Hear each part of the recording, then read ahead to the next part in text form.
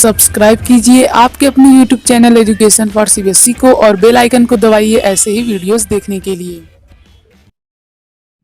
तो प्यारे बच्चों, आज की इस वीडियो में हम लोग स्टार्ट करने वाले एक नया चैप्टर जिसका नाम है फ्रिक्शन। देखिए, फोर्स जो होता है वो कितने टाइप का होता है? दो टाइप का। पहला, लिखते चलिए इन सभी बातों को। मैं आप लोग जो जो लिखवा रहा हूँ इन सभी बातों को अपनी कॉपी ले लीजिए और जो जो मैं आप लोग लिखवाऊंगा उसे लिखते चलिए, ठीक। तो पहला फोर्स आ जाता है कॉन्टैक्ट फोर्स, दूसरा आ जाता है नॉन कॉन्टैक्ट फोर्स। ये सब हम लोग देख चुके हैं। अब जो कॉन्टैक्ट फोर्स में एक टाइप होता है फ्रिक्शन, तो अब हम लोग उसी के बारे में पढ़ेंगे, ठीक।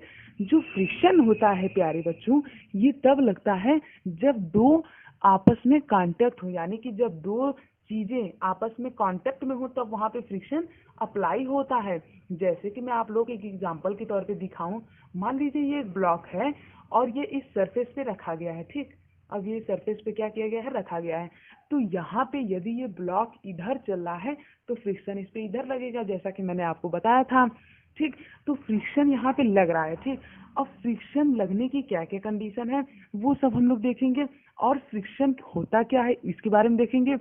फोर्स ऑफ फ्रिक्शन करता क्या है इसके बारे में अब हम लोग इस पूरे चैप्टर में यही सब पढ़ेंगे। इसके साथ साथ फ्लूइड फ्रिक्शन और ड्रैग के बारे में भी पढ़ेंगे। देखिए, पहले तो मैं आप लोग को एक एग्जांपल दे देना चाहता हूँ। हम लोग चलते हैं तो फ्रिक्शन की वजह से। क्यों?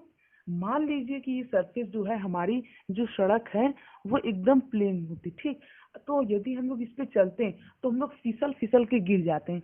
जिस प्रकार से ये बच्चा जो है यहाँ पे ये केले पे फिसल के गिर जा रहा है। क्यों? क्योंकि केले पे फ्रिक्शन नहीं लगता है, वो स्मूथ सरफेस हो जाती है, इसी वजह से ये गिर गया। तो फ्रिक्शन समझ में आया क्या करता है? फ्रिक्शन अब करता क्या है?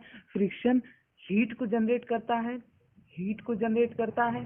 फ्रिक्शन मोशन को अपोज करता है। इन सभी के बारे में पढ़ेंगे कैसे करता है, ठीक। और इसके साथ साथ जो फ्रिक्शन होता है वो हमारी बहुत चीजों में मदद करता है, जैसे कि चलने में मदद करता है। जो हमारे घर पे ईंट रखे जाते हैं वो भी फ्रिक्शन की मदद से ही रखे जाते हैं, वरना ऐसा नहीं हो सकता है। आप लोगों ने कभी न कभी जरूरी सोचा होगा कि कैसे सारे ईंटें जो बिना जुड़े होते हैं तो एक एक पे रखा जाते हैं। मतलब कि जब आपके घर ट्रैक्टर से जब ईटा गिरता है तो नहीं एक जगह मतलब रख दिया जाता है इकट्ठा करके, तो वहां पे तो कोई सीमेंट हम नहीं लगाते, तो कैसे वो खड़ा रहता है? वो फ्रिक्शन की वजह से खड़ा रहता है, ठीक। कोई भी बच्चा यदि सड़क पे दौड़ रहा है तो वो भी फ्रिक्शन की वजह से, वरना वो गिर जाता, ठीक। कोई भी चीज यदि रुक रही है तो वो भी फ्रिक्शन की वजह से। तो ये सब चीजें हैं जो कि फ्रिक्शन की नाम की एक चीज को पैदा करते हैं। अब यहाँ पे अब हम लोग बात करेंगे कि फ्रिक्शन बेसिकली कौन सा कॉन्सेप्ट है और ये आया कैसे है। देखिए, फ्रिक्शन जो होता है ये बेसिकली एक टाइप का क्या होता है प्यारे बच्चों? ये एक फोर्स होता है। ये क्या होता है? ये एक फोर्स होता है। तो लिख लीजिए, फ्रिक्शन एक फोर्स होता है और ये जनरली मोशन को अपोज करने का काम करता है। मतलब कि ये यदि एक ब्लॉक है ये इधर की तरफ जा रहा है तो फ्रिक्शन जनरली इधर की तरफ लगता है। क्लियर? और इसके बाद फ्रिक्शन क्या करता है?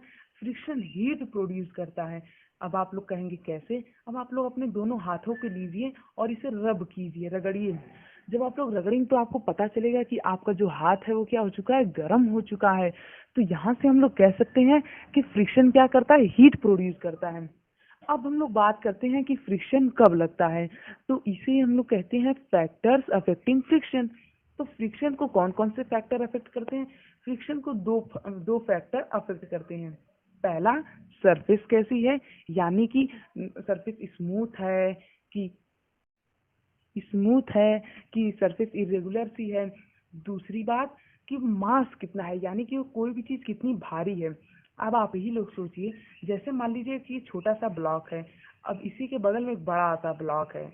अब इसे यदि मैं थोड़ा सा ही धक्का दूंगा, ये सरफेस स्मूथ है यहाँ पे, ठीक, खुरदुरी नहीं। अब यदि मैं इसे थोड़ा धक्का दूंगा ये बहुत दूर चला जाएगा, पर इसे मैं यदि थोड़ा धक्का दूंगा तो भी इस पे कुछ फ्रिक्शन लगेगा। कितना हो स्मूथ सरफेस हो, मास यदि ज्यादा है तो वहां पे वो थोड़ा कम मूव करेगा इसके कंपैरिजन में। अरे भाई, अब मान लीजिए 16 न्यूटन का फोर्स, 16 न्यूटन का फोर्स इसमें लगाया, इसमें भी मैंने लगाया 16 न्यूटन का, तो यहाँ पे जो आउटपुट हमें मिलेगा वो ज्यादा मिलेगा, यानी कि बहुत दूर जाएगी। नहीं समझ आए? एक और एग्जांपल ले लीजिए। जैसे एक छोटी सी क्रिकेट की बॉल है, एक बड़ी सी क्रिकेट की बॉल है, ठीक। नहीं, ये मान लीजिए फुटबॉल की बॉल है, ये मान लीजिए क्रिकेट की बॉल है। अब इसे मान लीजिए मैं एक अंगुली से ऐसे छुआ तो ये इतनी दूर चली गई। अब इसे मान लीजिए मैंने उसी उंगली से छुआ तो शायद हिले भी ना। ठीक, तो फ्रिक्शन किस पे डिपेंड करता है, वो कितना मास है उसका, और दूसरी बात किस पे डिपेंड करता है, उसके सरफेस पे फ्रिक्शन डिपेंड करता है। अब हम लोग बात करते हैं टाइप ऑफ फ्रिक्शन के बारे में। उससे पहले यदि आपने हमारे चैनल को सब्सक्राइब नहीं किया है तो प्यारे बच्चों प्लीज़ हमारे चैनल को सब्सक्राइब कर दीजिए। ये बिल्कुल ही फ्री होता है, इसमें आपका कोई भी कॉस्ट नहीं लगने वाला है। तो प्लीज़ चैनल सब्सक्राइब कर दीजिए और चैनल पे विजिट करना मत भूलिए। ऐसे ही बहुत सारे वीडियोज़ है डीप एक्सप्लेनेशन के साथ।